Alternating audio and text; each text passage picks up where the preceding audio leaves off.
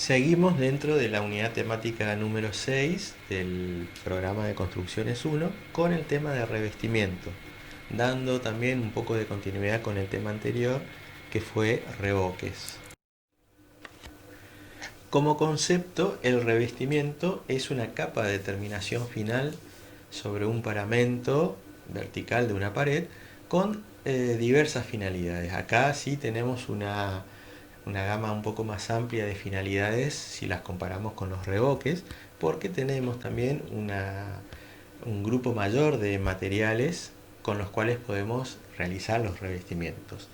Y en función del tipo de material que vamos a utilizar y de la finalidad que queramos lograr con este revestimiento, vamos a tener también distintas funciones para cada uno de ellos. Vamos a ver algunas de ellas. Por ejemplo, una de las más perseguidas o buscadas dentro de en los ambientes interiores de una edificación es la de impermeabilizar. Con un revestimiento podemos lograr que un determinado paramento sea impermeable, constituyendo una barrera al paso de la humedad. Esto fácilmente lo podemos identificar en los locales húmedos de una vivienda: baños, cocinas, lavaderos, o también en otro tipo de ambientes, en otro tipo de edificaciones, locales de comida, hospitales, locales, edificaciones para la salud o similares. También otra función que podemos otorgarle a los revestimientos es la de la facilitación de la higiene. Esto se logra con los materiales que tienen una terminación más lisa y esmaltada. Generalmente los cerámicos tienen esta cualidad y nos facilitan rápidamente la higiene de toda esa superficie o paramento. Cambiando ya de tipo de material, podemos lograr que el revestimiento atenúe el efecto de los ruidos. Se logra con materiales que tienen dentro de su espesor, son materiales elásticos y tienen la posibilidad de tener aire. También podemos, dependiendo de otro tipo de materiales, proporcionar terminaciones de orden estético. Acá hay una gama muy grande para poder explicitar esto. Y otra función distinta que podemos nombrar para los revestimientos es la de brindar una protección mecánica contra golpes y raspaduras. Esto se logra con, por ejemplo, con los metales. Si los utilizamos como revestimiento, podemos tener ese tipo de función. Para clasificar a grandes rasgos a los revestimientos, lo podemos hacer en tres grandes grupos. En el primer grupo podemos hablar y nombrar a los revestimientos continuos y monolíticos. Esto ya lo hemos visto en una presentación anterior en el tema de revoques y morteros. Estos revestimientos son de una sola pieza, no tienen una discontinuidad dentro de la superficie que cubren. También podemos incluir en este grupo a las pastas duras, donde están incluidos los enduidos y yesos. Pasamos a un segundo grupo donde tenemos una gran variedad de materiales y revestimientos, que son los revestimientos aplacados en planchas o en paneles.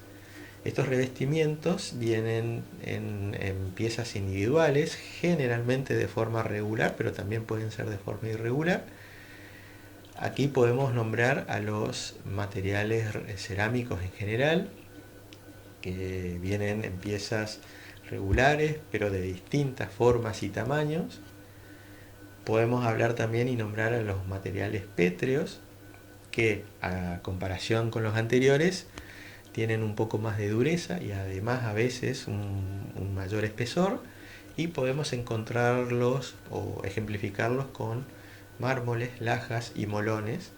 Y también, pasando a otro material, la madera, como revestimiento, también tenemos espesores variables y dimensiones diferentes de cada una de sus piezas, y las podemos identificar y encontrar con la forma de machimbres, placas aglomeradas o corchos o similares. Y por último, en un tercer grupo para revestimientos están los del tipo laminar. Estos tienen una característica que los distingue del resto, es que una de sus tres dimensiones, el espesor, es bastante menor respecto de las otras dos. Podemos ejemplificar en este grupo a los revestimientos de los papeles para paredes, telas, plásticos, cueros y similares. Los revestimientos cerámicos son los más difundidos dentro de lo que podemos ver en viviendas familiares o plurifamiliares. Vamos a ver qué características algunas que tienen estos tipos de revestimientos. Como ya les había adelantado, son en general, vienen en piezas regulares y de pequeños espesores. Tienen una terminación esmaltada. Pueden venir también en planchas o en piezas individuales. En planchas cuando son piezas un poco más pequeñas, o como les decía, en piezas individuales. Y sirven, pueden ser utilizados indistintamente tanto en el interior como en el exterior, paramentos de interior o exterior. Para su colocación hay que tener en cuenta una serie de pasos previos. Por ejemplo, que la superficie soporte tenga una terminación de revoque grueso, jarro, con una terminación áspera. Esta terminación áspera va a facilitar la adherencia entre su adhesivo o mortero de asiento y la pieza propiamente dicha. Y también tenemos que recordar que se debería realizar una humectación de esta superficie y también de la parte posterior de la pieza a aplicar. Hay una imagen ilustrativa a la derecha donde hay una superficie grande al exterior también de una edificación de mucha superficie que está totalmente revestida con un tipo de revestimiento cerámico como terminación final y superficial. Acá podemos nombrar algunas cositas que hemos visto en las imágenes anteriores. Es un revestimiento que le da una terminación final, una cierta protección, inclusive color, y hasta ayudaría un poco al mantenimiento en el tiempo, digamos, ¿no? A diferencia de las pinturas, que son otros materiales de terminación que se degradan un poco más rápido que esto que estamos viendo aquí en la imagen. ¿Cómo se disponen estas piezas de los revestimientos cerámicos? Se generan juntas entre la proximidad de una pieza y otra, y estas juntas a su vez las podemos clasificar en juntas cerradas o en juntas abiertas. Las juntas cerradas son de dimensión mínima y son aquellas que se forman por la discontinuidad material entre una pieza y otra, y las juntas abiertas es lo mismo que acabo de decir, pero se notan un poco más y se acusan un poco más porque la separación entre pieza y pieza es mayor.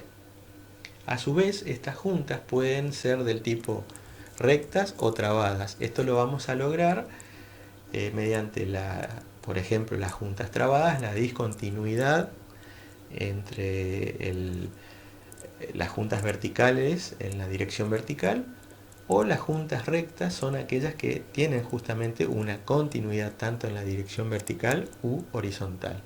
En estas imágenes vemos ejemplos de ellos, de las juntas tanto trabadas como rectas, o las juntas cerradas y las juntas abiertas.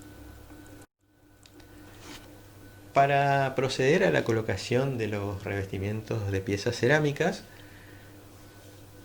se deberían seguir estos pasos que se están mostrando en texto e ilustración.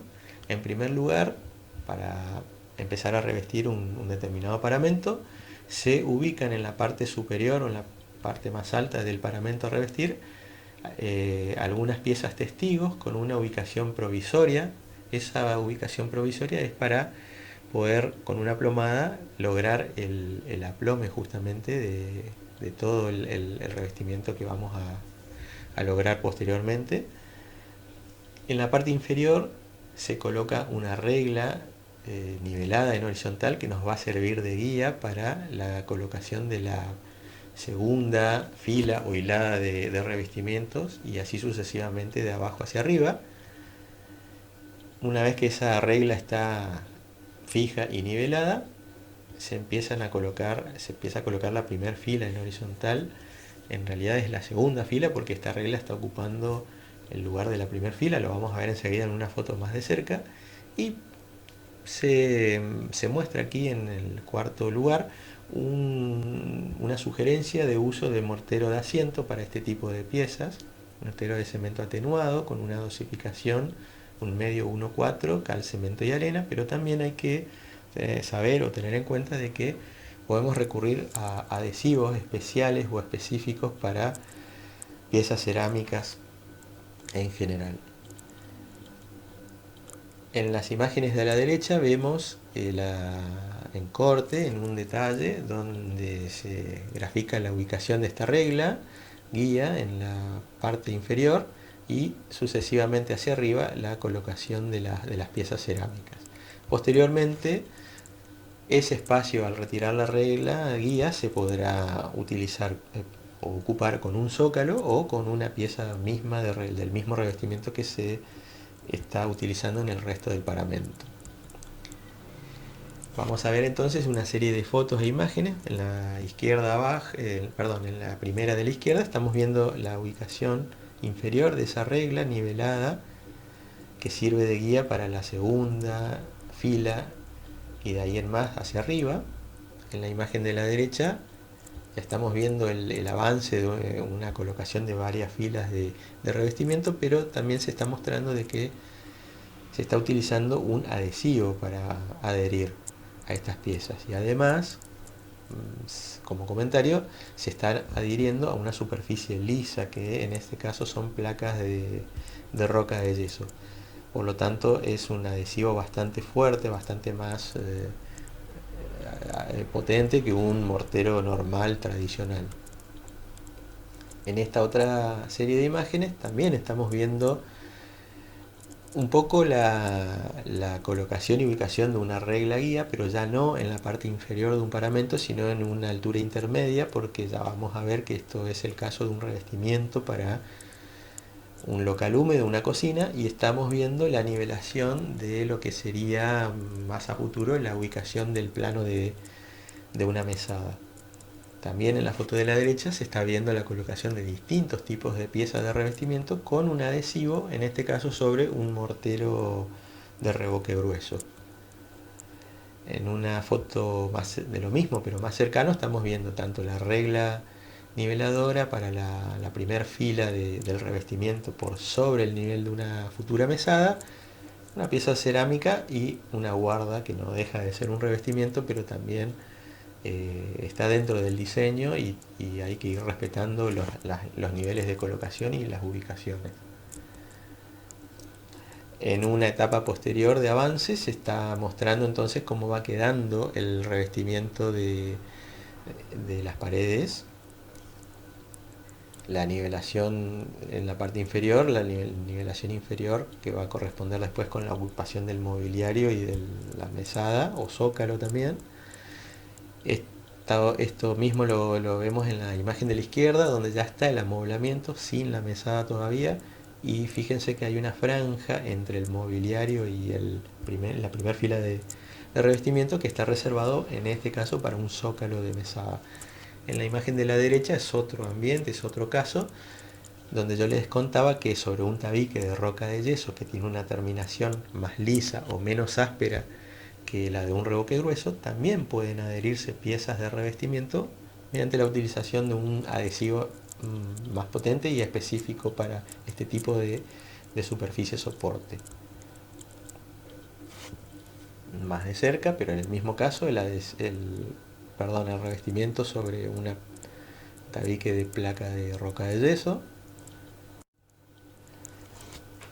Pasamos ahora a ver otro tipo de revestimiento, los revestimientos pétreos. También dentro de los revestimientos pétreos vamos a hacer una diferenciación. Vamos a ver primero la colocación de piezas aplicadas. Significa que vamos a utilizar un mortero de asiento para vincular a la pieza de revestimiento con una mampostería. Para poder proceder a la colocación de este revestimiento hay que realizar algunas preparaciones previas, algunos pasos previos antes de aplicar directamente el revestimiento. Esa superficie debería tener una terminación áspera, ahí dice con un revoque grueso o jarro, o a algo similar, una terminación de mampostería sin revoque, pero también con una superficie irregular. Habla ahí de una preselección de piezas por tamaño. Eso hace referencia, si vemos la foto de la derecha, en este caso ya hay una pared terminada con su revestimiento, con la utilización de material pétreo adherido, con piezas de forma irregular y que ninguna es igual a la otra. Por lo tanto, ahí hace referencia a la preselección de piezas por tamaño, para, si es por diseño, para tratar de lograr una distribución, entre comillas, un poco más homogénea entre los distintos tamaños de las piezas. Y tener en cuenta que para aplicar estos revestimientos con morteros, también no hay que olvidar de que hay que realizar una humectación previa de la superficie de soporte y de las piezas, porque son materiales que absorben la humedad y que tanto el mortero como el adhesivo, que tienen su propia humectación, podrían verse perjudicados. ¿Qué características tienen estos tipos de revestimientos? Como ya les adelanté, son piezas de forma irregular, no son iguales una con otra, y también, además de su forma variada e irregular, sus espesores tienen esa misma característica, son de espesores variados, no hay un espesor uniforme. Por lo tanto, esto hace que la colocación tenga un avance lento. El avance de la colocación de pieza con pieza va, al ser irregular, requiere un mayor insumo de tiempo. Y necesariamente vamos a generar juntas abiertas entre pieza y pieza, porque no hay una regularidad entre los bordes de las piezas. Ahora sí pasamos a los pasos para la colocación de estos revestimientos. Humectar las piezas, humectar la superficie soporte. Si se van a aplicar con un mortero, como se hace tradicionalmente, ahí hay mostrada una dosificación sugerida: mortero aéreo reforzado 1 1/4 3, pero como ya sabemos que las juntas son bastante amplias, juntas abiertas, se sugiere o se recomienda que en esas juntas se rellenen con una terminación de mortero de cemento impermeable 1-3 e hidrófugo, porque van a ser los lugares donde va a haber mucha posibilidad de ingreso de agua de lluvia. En las imágenes de la derecha lo que estamos viendo es la colocación de un revestimiento de piedras con adhesivo, con mortero sobre una mampostería. La diferencia entre una y otra es su espesor.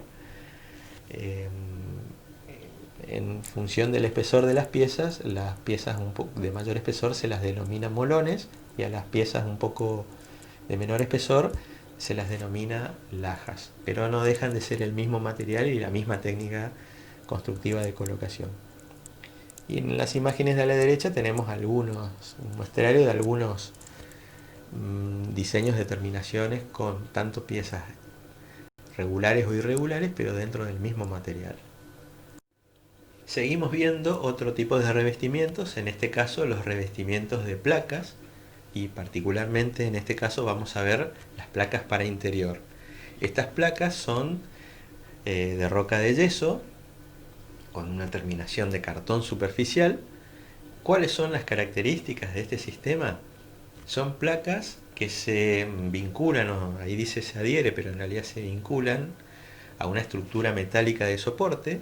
Estas placas tienen una dimensión en su versión estándar de 1,20 m de ancho y 2,40 m de alto.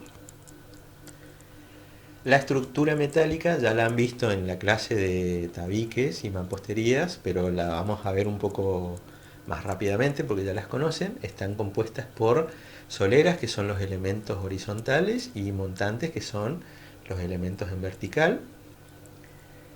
Y también este sistema trae elementos complementarios para poder completar su colocación. Son los tornillos, masillas y cinta. En la imagen de la derecha estamos viendo un poco detalladamente los elementos de estructura, soleras y montantes, y abajo los elementos complementarios: cantoneras de esquina, buñas perimetrales, la cinta, etcétera. ¿Cómo es el proceso de fabricación y colocación de estos elementos? Vamos a hacer una aclaración previa. En la clase de tabiques les habrán explicado que se utiliza el mismo sistema de estructura, pero se emplaca de ambos lados para que el tabique quede terminado. En este caso, no es un tabique divisor de ambiente, sino es un, como les dije, es un material utilizado como terminación de revestimiento. Por lo tanto, una vez que vamos a ver cómo se coloca la estructura, seguido al paramento de una pared que queramos hacer su revestimiento con este sistema, vamos a tener la posibilidad solamente de emplacar de un solo lado.